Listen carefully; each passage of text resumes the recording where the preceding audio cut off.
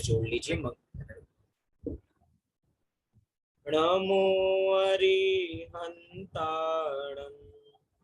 नमो सिद्धाणं नमो आयर्याणं नमो उवाझायाणं नमो लोये सविसाकुणम्। मंगलम भगवान वीरो मंगलम गौतमो गणी मंगलम कुंद कुंदाद्यो चेन धर्मोस्तु मंगलम। सर्वमंगल मांगल्यम सर्वकल्याणकारकम प्रधानं सर्वधर्माणां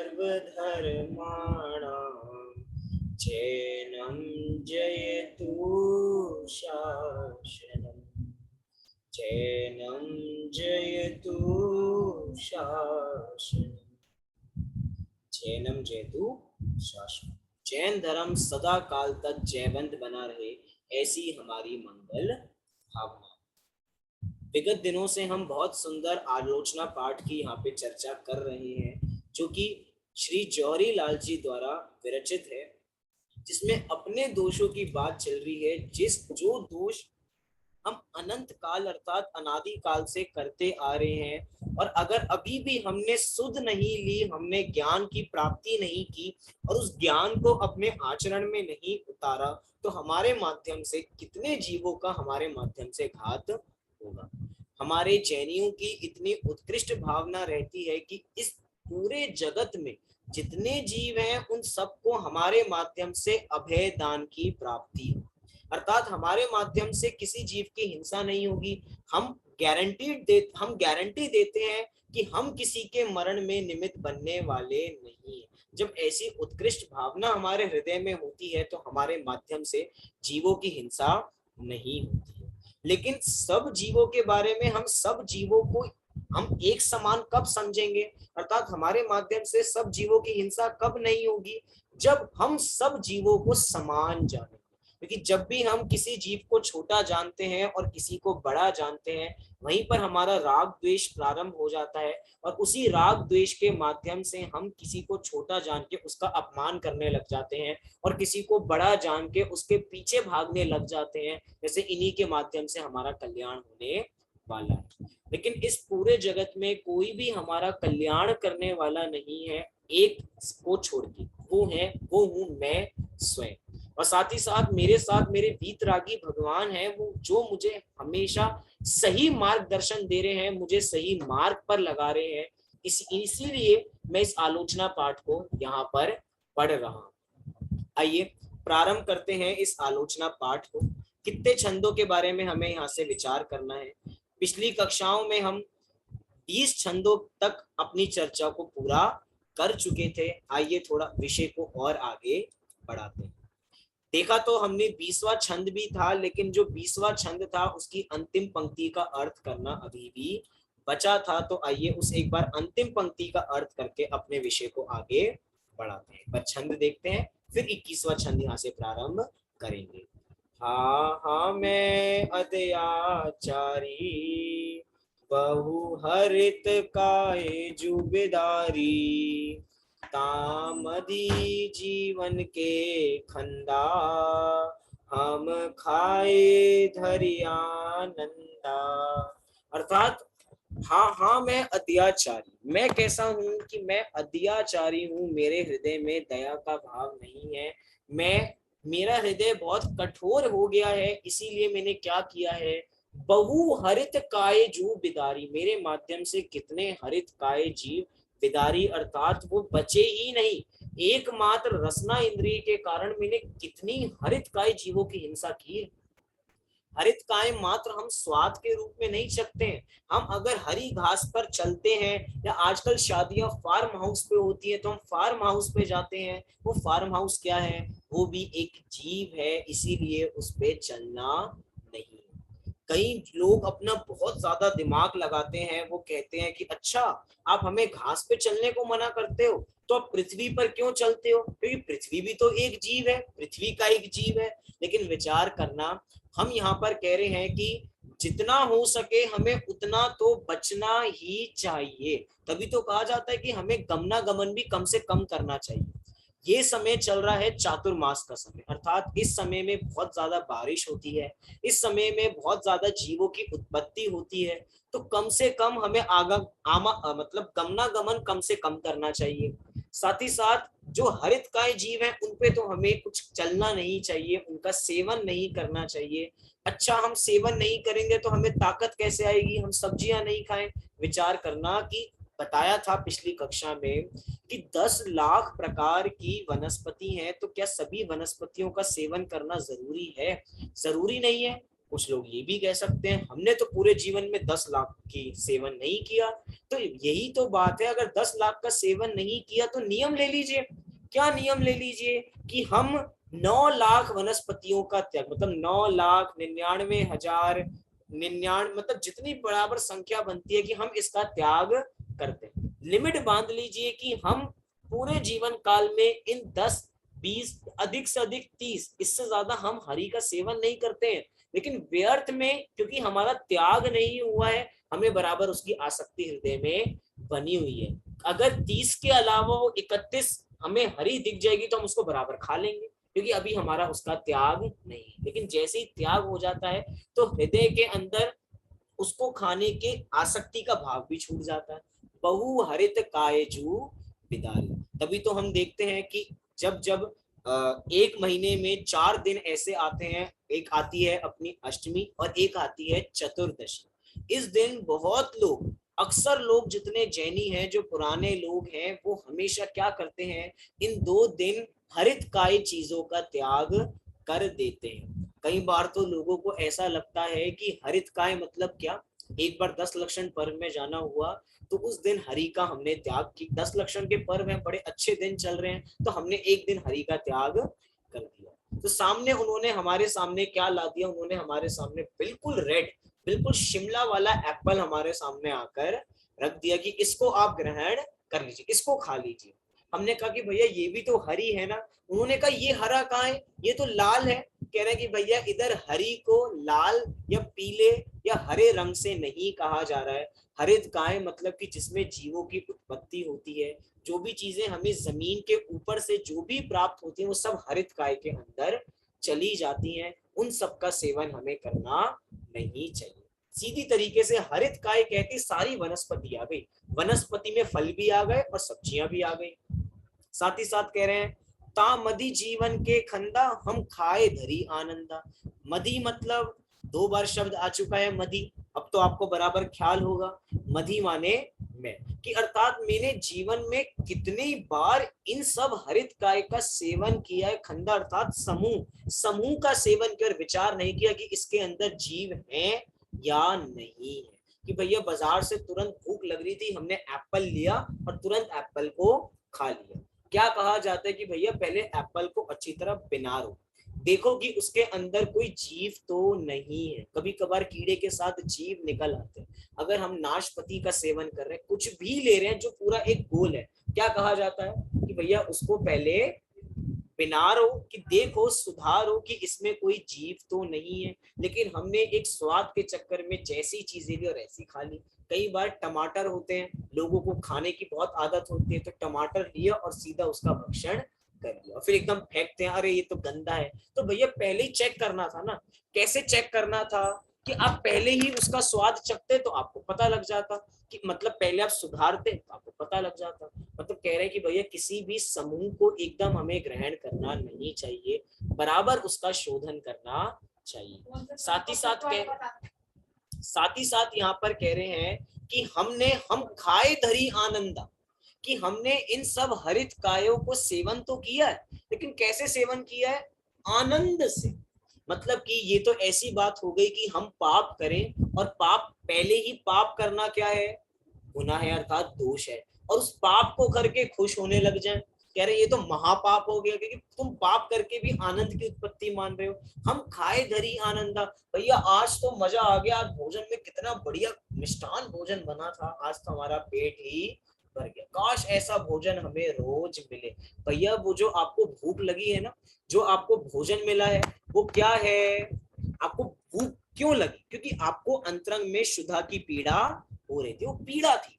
पीड़ा मतलब क्या होता है, पीड़ा दुख होता है, जब दुख होता है तब आप सेवन करते हो। जिसका भरा हुआ पेट हो उसको कहा जाए कि उसके सामने उसकी मनपसंद चीज लाई जाए, तो क्या वो उसका भक्षण करेगा, बिल्कुल भी नहीं करेगा। लेकिन जब पीड़ा लगती है, जब शुद्धा वेदनीय जागृत होती है, तो सामने सूखी रोटी भी क्यों ना लगी हो, वो भी हमें कैसी लगने लग जाती है, वो भी हमें बहुत बढ़िया, वैसे 56 भोग हमारे सामने रखे हो ऐसे हमें लगने लग जाती है। कह रहे हैं कि भैया आनंद की उत्पत्ति होना, कैसे आनंद की, विषयों को भोग के आनंद की उत्पत्ति होना, कह रहे महापाप का कार्य है, और ऐसा मैंने अनेकों बार किया है। इसलिए कह रहे हैं हम खाए धरी आनंदा, आनंद होने की कोई आवश्यकता नहीं है। अगर आनंदित तब हो जब आपको फिर से शुद्धा ना लगे। ऐसा क्यों होता है कि 4 घंटे बाद फिर भूख लगने लग जाती है, फिर भूख लगने लग जाती है, हर समय हमारा मुंह चलता ही रहता है, चलता ही रहता है। डॉक्टर्स भी कहते हैं भैया हर 2 घंटे में कुछ ना कुछ खाते रहना चाहिए।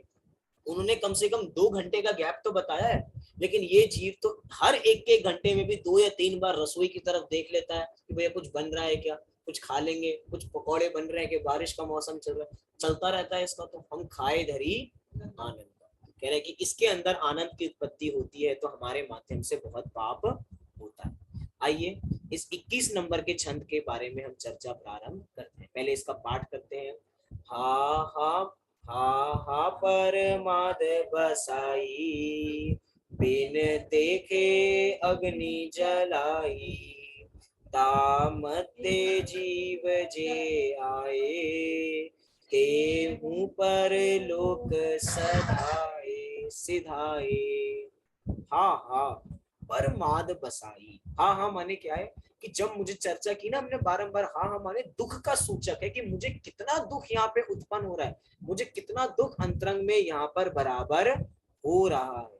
कैसा दुख है ये, कह रहे हैं हाँ हाँ परमाद। परमाद की चर्चा हम करके आए, कितने प्रकार के प्रमाद होते हैं, 15 प्रकार के प्रमाद होते हैं। और 15 प्रकार के प्रमाद सब लगाना, प्रमाद के वश ही तो ये कोई कार्य नहीं करना चाहता। चर्चा की थी पानी छानना क्यों नहीं चाहता, क्योंकि इसको इसमें प्रमाद लगता है। ये नीचे देख के क्यों नहीं चलता, इसको प्रमाद लगता है। ये हर समय गाड़ी में जाना क्यों चाहता है, गाड़ी में भी एसी में क्यों जाना चाहता है, ये थोड़ी सी भी दूरी पैदल चल के क्यों नहीं जाना चाहता, क्योंकि इसको आलस आता है, इसको प्रमाद आता है। बहुत स्थूल अर्थ किया जा रहा है, लेकिन एक आलस के चक्कर में कितने जीवों की हिंसा हो जाती है, हम एक बार भी विचार करते नहीं है। और यहाँ पे प्रमाद अर्थात प्रमाद को किस रूप में कहा जा रहा है, कह रहे हैं बिन देखे अग्नि जलाई, बिन देखे। ये पुराने जमाने का ये काव्य है, पाठ है। तो पुराने जमाने में आज के जैसे इंडक्शन चूल्हे तो हुआ करते नहीं थे। पहले क्या हुआ करती थी, पहले लकड़ियां हुआ करती थी, पहले कंडे हुआ करते थे। तो अब कंडों से जब अग्नि जलाई जा रही है, तो एक बार विचार नहीं है कि कंडों में जीव हैं या नहीं है।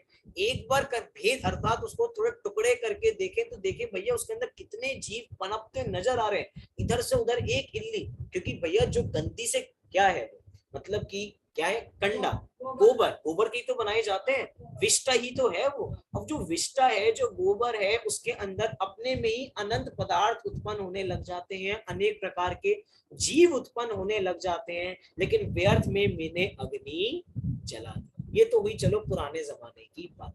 लकड़ी जलाई, विचार नहीं किया कि अब इस लकड़ी में कोई जीव तो नहीं है। पहली बात तो लकड़ी ही जीव है, लकड़ी जो है वो भी एक जीव ही है।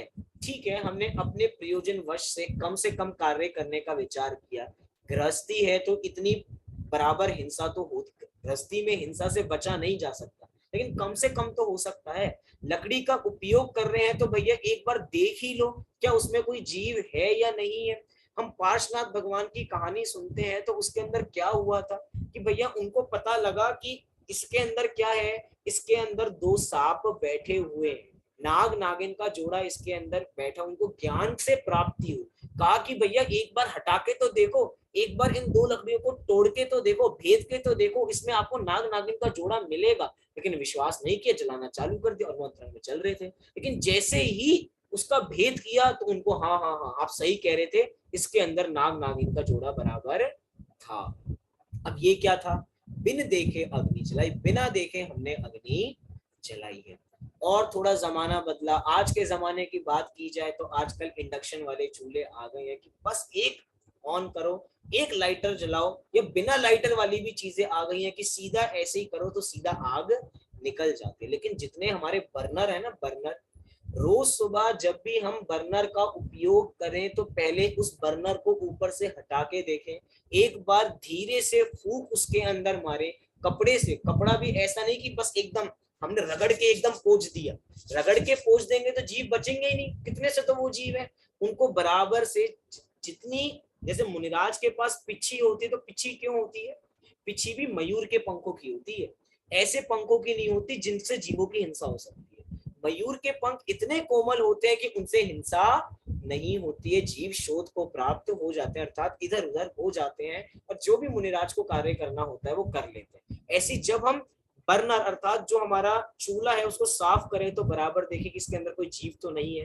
रात को तो वैसे जैनियों में खाना बनता ही नहीं है, जिनके घर बनता है वो विचार करें वो जैनी नहीं है, ये भी बराबर विचार करें। लेकिन विचार तो करे, रात भर में कोई कीड़ा उसके अंदर उस होल में से चला गया हो, हमने बिना देखे जल्दी जल्दी में गैस जला दे और तड़प के मर गया हो, एक गरम गरम तेल की छींटा भी अपने को लगता है तो हम कैसे हो जाते हैं, तिल मिला जाते हैं। या खाना बनाते बनाते कभी कभार जल जाते हैं तो तिल मिला जाते हैं कि भैया हाथ जल गया, सोचो उसको हमने पूरा जला दिया। क्यों, क्योंकि हमारे अंदर क्या था, छंद ने बताया, हा हा पर माद बसाई, बस गया है मेरे अंदर प्रमाद, बस गया है, इसीलिए मुझे कार्य दिखते नहीं है। सबसे बड़ी बात है, हम दूसरों से ये कार्य कराना चाहते हैं, कह रहे भैया दूसरे की बात नहीं है, जिसको जीव जीव नजर आते हैं वो दूसरों पे कार्य नहीं करेगा। मतलब कि मुनिराज, अगर जो मुनिराज है, मुनिराज पूरा सारा चार हाथ भूमि आगे देख के चलते हैं, हर चीज का पहले शोधन करते हैं तो करते हैं। अगर वो कहने लग जाए कि भैया तुम हमारे बदले में कर लो, हम तो बिना देखे चलेंगे, लेकिन हमने एक लगा रखा है अपने साथ, तो जिसको पूरा उसका भाव पता है कि हम ऐसा कार्य क्यों कर रहे हैं वो तो बराबर करेंगे। लेकिन अगर हमने किसी व्यक्ति को रख लिया है तो भैया वो तो ड्यूटी समझ के कार्य कर रहा है, उसकी इतनी सावधानी उस कार्य में होने वाली नहीं है। सावधानी कौन बरतता है, जिसको खुद ही वर्तती जाती है, जो जीव है, जिसको जीवों पर करुणा आती है, वही ऐसा कार्य कर सकता है। कह रहे हैं ता मध्य जीव जे आए, ता मध्य अर्थात उसके मध्य में कितने जीव आ जाते हैं, ते हूं पर लोग सिधाए, वो हमेशा परलोक का गमन कर जाता है। किसके माध्यम से किए हैं परलोक का, हमारे माध्यम से। दंड किसे मिलेगा, हमें ही मिलेगा। क्या मिलेगा दंड, नरक गति जाएंगे, त्रियंज गति जाएंगे। अगर हमें नरक गति के और त्रियंज गति के दुख जानने को मिलेंगे तो भैया विचार करेंगे कि ऐसी जगह हमें जाना नहीं। और अगर हम भी प्रयास करते हैं कि हमें ऐसी जगह जाना नहीं है तो बराबर ये इन सब कार्यों का हमें पालन बराबर करना पड़ेगा कि हमें बिना देखे अग्नि नहीं जलानी। सीधी सी बात है, बिना देखे तो हमें कोई कार्य करना ही नहीं चाहिए, हर काम शोध परख के करनी चाहिए। ये हमें दो आंखें मिली हैं तो बराबर देखने के लिए मिली है, इनका सदुपयोग नहीं करेंगे तो कैसे काम चलेगा। अगर हमसे कार्य नहीं होता है तो भैया बराबर दूसरे को समझाएं तो ऐसा कार्य होना है। लेकिन दूसरा समझता नहीं है, क्यों नहीं समझता है, क्योंकि हमारे हृदय में तो आलस नहीं है, लेकिन हो सकता है सामने वाले के हृदय में आलस है। हम बार बार कहते हैं, दिन रात कहते हैं, लेकिन विचार नहीं है। क्यों नहीं है, क्योंकि अभी तक हमने उसको जीव माना नहीं है। देखिए एक बार छंद देखते हैं और 22 नंबर के छंद पे हम आगे बढ़ेंगे।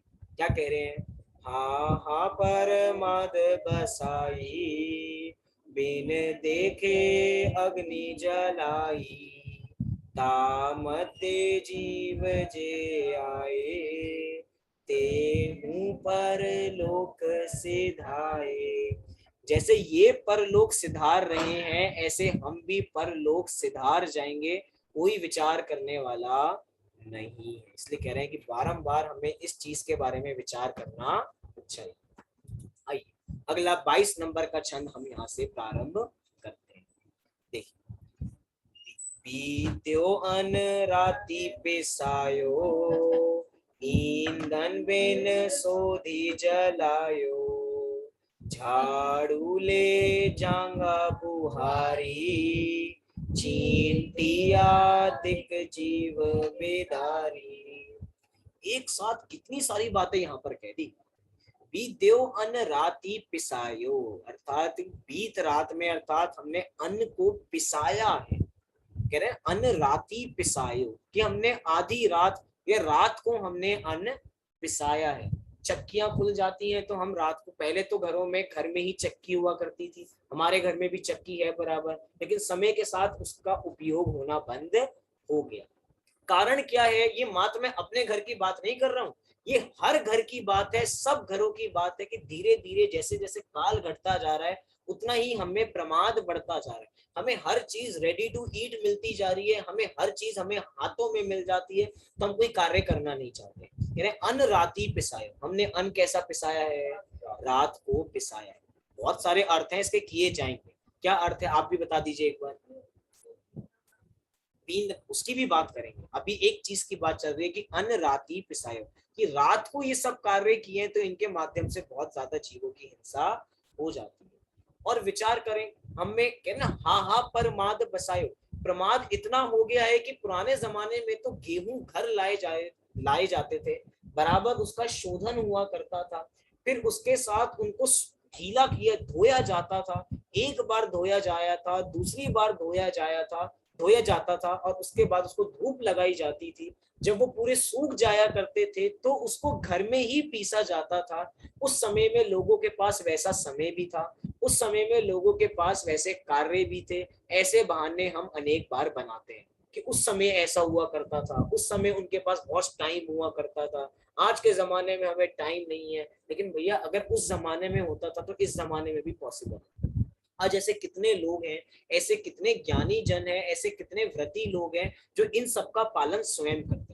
एक बात हमें विचार करनी चाहिए कि जिसको गरज होगी वो सारा ऐसा कार्य करे, वो कोई बहाने ढूंढने नहीं वाला कि समय नहीं है हमारे पास, ऐसा कार्य नहीं है। अब तो भैया बाजार में एक 10 किलो की थैली हमें मिल जाती है, हम वो वहां पर लेके आ जाते हैं। विचार करो कि वो जो उसका शोधन हो रहा होगा, उसमें जीव जंतु देखे जा रहे होंगे। नहीं नहीं, आज बहुत बढ़िया हाईटेक मशीन आ गई है, उनके पास कुंटल कुंटल कितने सारों का एक साथ पैकेट बनते होंगे, तो वो मशीन भी कितना शोधन करती होगी, कितना ध्यान रखती होगी। चलिए ठीक है, उन्होंने तो बराबर शोधा, लेकिन वो मशीन है, उसमें कोई जीव जंतु आ गया है, इतना काम चलता है क्योंकि जीव जंतु ऐसी जगहों पर, गुप्त स्थानों पर अपने स्थान बनाते हैं।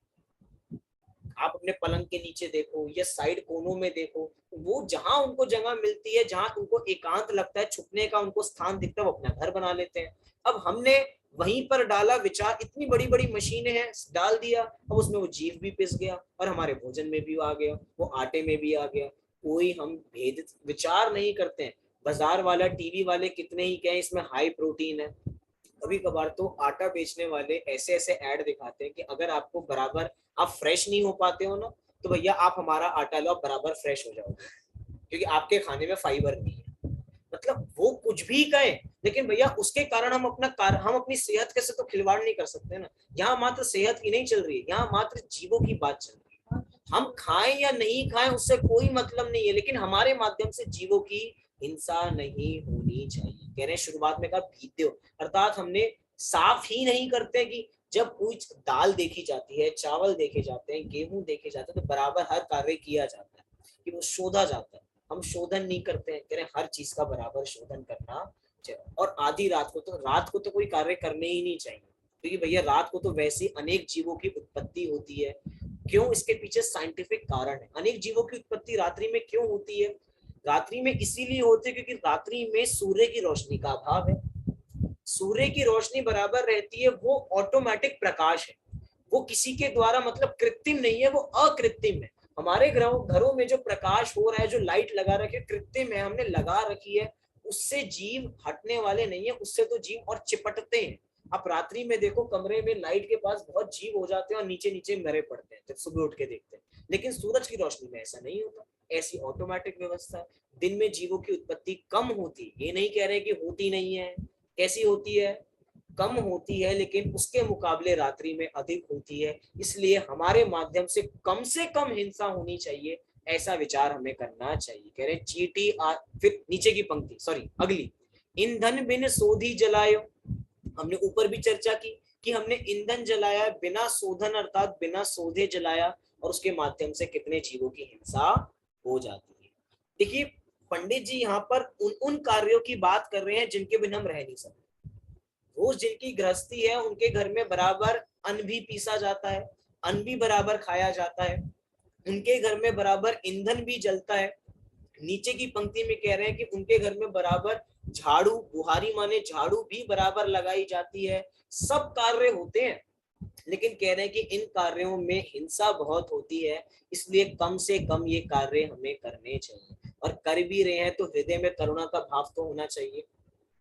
अगर हमारे हृदय में बराबर करुणा का भाव है तो हमारे माध्यम से जीवों की हिंसा होगी ही नहीं, कम से कम होगी।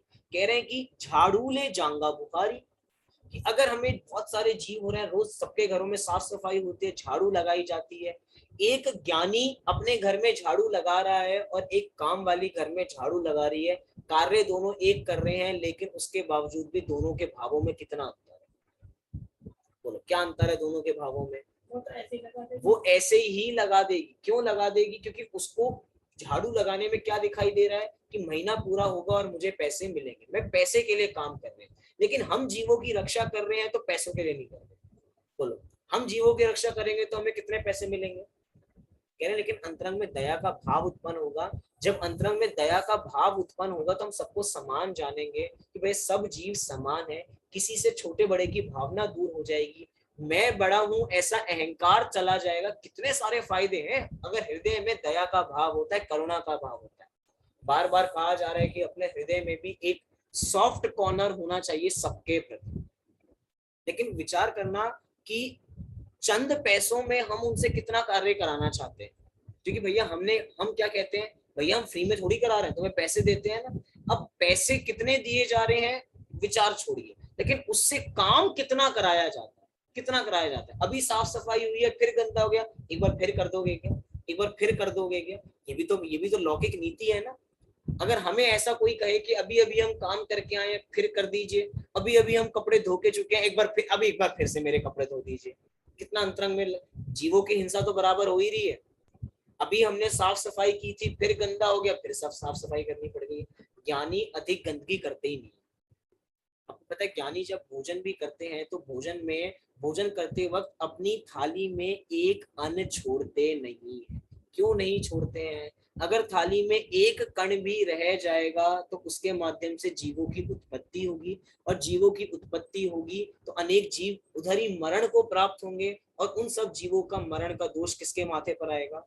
मेरे माथे पर आएगा। तभी तो जब हम सिंक पर अर्थात मोरी पर बर्तन रखने जाते हैं तो देखें कि उसमें कोई अन्न तो नहीं है। अगर कोई अन्न हो, पहली बात तो अन्न वेस्ट ही नहीं करना, लेकिन अगर अन्न हो तो बराबर उसको मोरी अर्थात उसको नाली में मत डालना। नाली में डालेंगे तो क्या होगा? जीवों की उत्पत्ति होगी, साथ साथ नाली क्या हो जाएगी? चोक हो जाएगी, नाली बंद हो जाएगी, उधर से पानी जाना बंद हो जाएगा। पानी जाना बंद हो जाएगा तो क्या करना पड़ेगा? उसको खुलवाना पड़ेगा। खुलवाने के लिए क्या करेंगे हम? एसिड डालेंगे, तेजाब डालेंगे। अब वो तेजाब क्या है? वो तेजाब क्या है? वो तेजाब ऐसा एसिड है, अगर हमारी हाथ पे एक बूंद लग जाए तो हम जल जाए। और सोचो कि अभी जिस भोजन से जो भोजन पड़ा हुआ था, जो सड़ रहा था, उसमें जीवों की उत्पत्ति हुई। हमने तो भैया एक नाली में एक बॉटल डलवा दी और सारी नाली खुल गई। लेकिन नाली खुल गई और आपके पापों का भांडा भर गया। ये इतने जीवों की हिंसा हमारे माध्यम से हो गई। लेकिन ये गृहस्थी है। मैं ये नहीं कह रहा कि ये हमें कार्य करने चाहिए, होगी, लेकिन इतना तो विचार कर सकते हैं कि हिंसक तरीके हम ना अपनाएं, जिसमें हमें साफ साफ दिखाई दे रहा है कि इसमें इतनी हिंसा हो रही है। हमें पता है ना तेजाब से कितने जीवों की हिंसा हो जाती है। जो हमारी गाड़ियां हैं, जो हमारे घर के इन्वर्टर हैं, जो उनकी बाद में जब सर्विसिंग होती है उनकी, उसमें से पानी निकलता है। वो पानी ऐसा होता है, वो पानी नहीं, वो एसिड है। वो एसिड जब नालियों में बहाया जाता है तो कितने जीवों की हिंसा वहां पर हो जाती है, हमें पता नहीं लगता। और अगर वो हमें स्पर्श हो जाए तो हमारी स्किन जल जाए, इतना खतरनाक वो एसिड होता है। तभी कहते हैं ना भैया जब सर्विसिंग दूर हो जाओ, यहाँ पास में मत आना। क्यों कहा जाता है? कह रहे हैं भैया ये जब हमारे लिए घातक है तो क्या उन जीवों के लिए घातक नहीं होगा? अब हमारा ऐसा भाव क्यों नहीं? क्योंकि हमने उनको जीव नहीं समझा। अगर जीव समझा होता तो ऐसा कोई कार्य ही नहीं हो पाता। कई लोगों के घरों में ऐसा कार्य होता होगा कि जिन घरों में रात को खाया जाता है तो भैया रात को खाया है, अब वो सारे बर्तन कहाँ रखे हुए हैं, सिंक में रखे हुए हैं। अब कब साफ होंगे, अगली सुबह, जब सुबह होगी तब साफ होंगे। अब उसमें हमारा थूक भी है, जीवों की उत्पत्ति कब होती है, जब हमारा थूक उसमें मिल जाता है। अब खाना खाया तो थूक तो मिला ही था हमारा बराबर उसके अंदर किसी ना किसी रूप में। अब जो इतनी सारे बर्तन इकट्ठे हुए हैं उस सब में जीव उत्पन्न हो रहे हैं, रात्रि में कितने जीव उत्पन्न हो रहे हैं। नहीं, हमारे बर्तन तो सुबह ही धुलते हैं, वही सुबह धुलते हैं तो तुम्हारे पाप उससे धुलने वाले नहीं है, बल्कि और बंधने वाले। कितने जीवों की वहां पे उत्पत्ति हो रही है। और जितने ज्यादा पुराने बर्तन हो जाते हैं ना उसमें, वो चिकड़ जाते हैं, चिपक जाते हैं, उनको छुड़ाने में पानी कितना लगता होगा, फिर विचार करो, पानी भी उतना लगेगा। अगर हम पहले ही उसको साफ करते भोजन करते हुए तो क्या होगा, क्या होगा, पानी भी कम लगेगा, साथ साथ पानी के बिल भी कम आएगा। सारा मतलब फायदे ही फायदे हैं। हम जीवों की करुणा करते हैं तो कितने फायदे होते हैं। क्या जी, हाँ, जल का एक जीवों की भी रक्षा होती है, लेकिन हमारे माध्यम से जल का एक जीवों की रक्षा नहीं हो रही। अन्न है तो अन्न में जीव उत्पन्न हो रहे हैं। कितनी सारी बातें कही जा रही हैं, है ना, विचार करने वाली बातें हैं। कई लोगों में तो ऐसे कार्य चलता है कि जो थाली ली जाती है उसको धो के पी लिया जाता है। हमें लग रहा है कि आय हाय ये कैसे कार्य, ये कैसे किया जाता है। ऐसे कोई बात नहीं है आय हाय वाली बात। क्या है, हमारा ही तो है ना, किसी और का थोड़ी। हम बराबर वाली थाली का आपको करने को कह रहे हैं। पुराने लोग करते हैं ऐसा, क्यों करते हैं, इसके पीछे का कारण क्या है। चलो ठीक है, हमें ये लग रहा है आय हाय आय है, तो कम से कम उसमें कण मत रहने। आप हल्का सा कण उसमें रहने देते हो तो क्या हो जाता है, उसमें अनेक जीवों की हिंसा हो जाती है। कई बार ऐसा भी देखा जाता है कि आलोचना, अपने आलोचना चल रही है ना, कि अभी अभी भैया हमने चाय बनाई, चाय का बर्तन बिल्कुल गर्म है, हमने कुकर में अभी अभी कुछ कुछ बनाया, वो पूरा गर्म है, उबल रहा है, बिल्कुल उबला हुआ था ना, हमने क्या किया, तुरंत पानी के सामने नीचे रख दिया। अब क्या हुआ, वो जितनी तेज वो हो रहा था, जितने पानी उस पर आए, क्योंकि जीव तो वो भी है ना, हमने छान लिया पानी, लेकिन अभी जल कायिक का उसका शरीर शरीर ही उसका जीव है। अब वो तो अभी भी है ना, सारे जीव थोड़ी छन जाते हैं। जीव तो बराबर तब भी बने रहते हैं, जिनकी योग्यता होती है वो डबल छनने पे, छानने में भी अंदर चले जाते हैं, बचा नहीं जा सकता इनसे। लेकिन ठीक है, हम अपने प्रयोजन से बराबर पानी छानते हैं।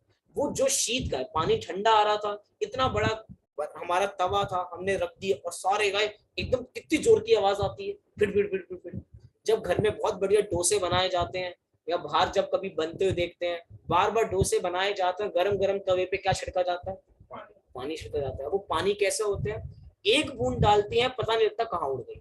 वो उड़े नहीं है, वो मर गए हैं, उस मरे हुए तवे पे हमारे खाना बन रहा है। कह रहे कि हिंसा बहुत होती है, लेकिन विचार करना, क्योंकि अभी हमें जब तक इसका ज्ञान नहीं होगा तब तक आसक्ति कम नहीं होगी इसके प्रति, भोजन के प्रति। कह रहे बहुत बहुत बार विचार करना, ये आलोचना पाठ कोई सरल नहीं है।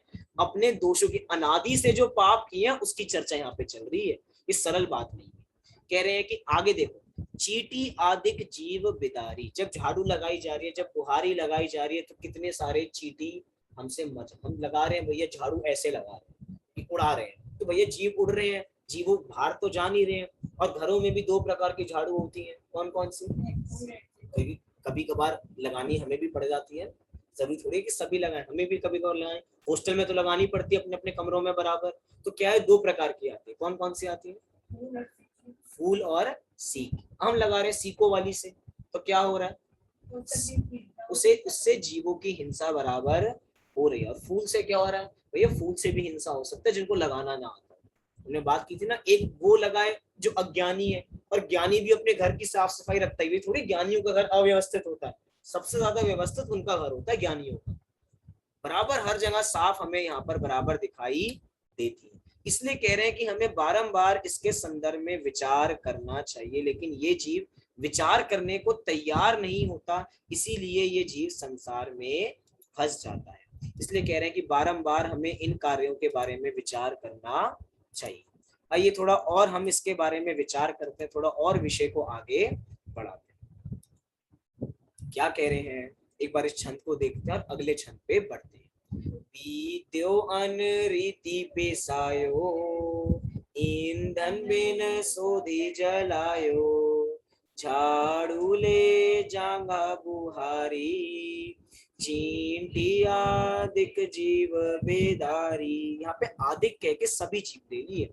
हम साफ सफाई करा रहे हैं और साफ सफाई कराते वक्त की भैया किससे, सीख की झाड़ू से, तो पानी है, पानी जब रगड़ रहा है उस पे सीख की झाड़ू की जा रही है, तो कितने जीव उसके साथ ही बहते चले जा रहे हैं, मरते चले जा रहे हैं, हमें विचार ही नहीं है। अरे कुछ पाप ऐसे होते जो फ्री फंड के हो जाते हैं, हम पाप करना नहीं चाहते लेकिन हम अज्ञान था, हमें उसके बारे में पता ही नहीं था, हमारे माध्यम से पाप हो गए। मतलब अभी हम अगला छंद तो प्रारंभ नहीं करेंगे क्योंकि थोड़ा हमें समय यहाँ पर कम दिखाई दे रहा है। प्रारंभ भी कर सकते हैं लेकिन थोड़ा और इसके बारे में विचार कर लेते हैं। क्या कहा जा रहा है, कह रहे जिस समय कपड़े धोए जाते हैं उस समय में भी क्या कार्य करना चाहिए, कम से कम साबुन का इस्तेमाल करना चाहिए। क्यों करना चाहिए कम से कम, क्योंकि जितना उसमें साबुन होगा, क्या है कि हमें जब तक झाग ज्यादा दिखाई नहीं देते हमें मजा नहीं आता। क्योंकि मैं सारे कार्य अनुभव से कह सकता हूँ क्योंकि खुद भी कपड़े धोने पड़ जाते हैं। तो क्या क्या क्या क्या काम यहाँ पे कहा जा रहा है, हॉस्टल लाइफ तो ऐसी होती है ना, हॉस्टल में तो सारे कार्य खुद ही करने पड़ते हैं, कोई वॉशिंग मशीन नहीं, कोई कुछ नहीं। लेकिन जितने झाग बन रहे हैं, जितना उसके अंदर चिकनाहट हो रही है, जब वो सारा पानी नाली में जाता होगा तो कितने जीव वहां पे मर जाते हैं। कह रहे हैं कि भैया जैन धर्म इतना सूक्ष्म है, आपकी छोटी छोटी क्रियाओं को पकड़ता, हो सकता है हम नहीं पकड़ते लेकिन विचार करना, कई लोगों के घरों में कौन सी मशीन आ जाती है, ऑटोमेटिक मशीन। ऑटोमेटिक मशीन क्या है कि भैया ऑटोमेटिक वो नल से कनेक्ट हो जाती है, उसके अंदर खुद ही पानी आ जाता है, खुद ही डिटर्जेंट गिर जाता है और खुद ही सारे कपड़े धुल जाते हैं। वो पानी कैसा होगा, पानी छन के आ रहा होगा ना, वो पानी छन के आ रहा नहीं भैया, पानी अनछना है। तभी बारंबार चर्चा कभी कार चलती है कि हम ऑटोमेटिक क्यों नहीं लेते, तो उसका कारण क्या है कि भैया हम वैसी वाली मशीन तो ले सकते हैं क्योंकि हम पाइप से हम छना हुआ पानी डाल सकते हैं।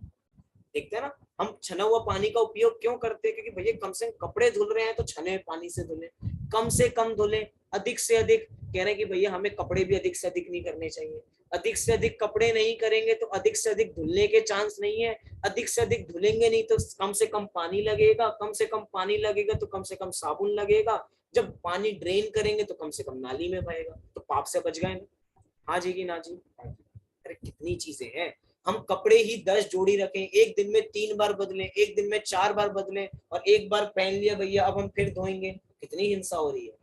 जो लोग कपड़े ड्राई क्लीन कराते होंगे तो ड्राई क्लीन में कितनी हिंसा होती है, बिना हिंसा के हो जाता है क्या ड्राई क्लीन जितनी कराई जाती है, कितनी हिंसा है, कितनी हिंसा।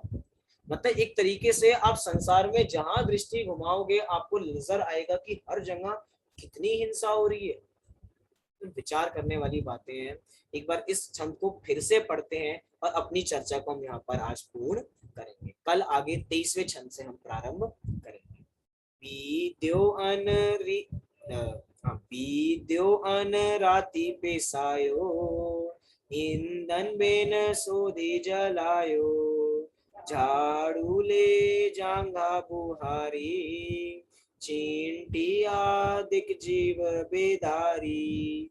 इस प्रकार हमारे माध्यम से किसी भी जीव की हिंसा ना हो, हम जितनी हिंसा से बच सकते हैं उतनी हिंसा से बचें, अधिक से अधिक अहिंसा का पालन करें। क्यों, क्योंकि अहिंसा परमो धर्म। यहाँ पे अनेक अनेक अर्थ अहिंसा के हो सकते हैं लेकिन जिस प्रकरण में अहिंसा का अर्थ कहा जा रहा है उसको उसी प्रकरण में बराबर समझना कि जीवों के प्रति करुणा का भाव भी उनके लिए अहिंसा का हमारा भाव कहलाता है। देखा जाए तो अंतरंग में राग भाव की उत्पत्ति नहीं होना, इसका नाम अहिंसा है। उसके बारे में भी कभी विचार करेंगे, लेकिन हम अपने परिणामों को सुधारें और अपना कल्याण करें, इसी मंगल भावना से अभी की चर्चा को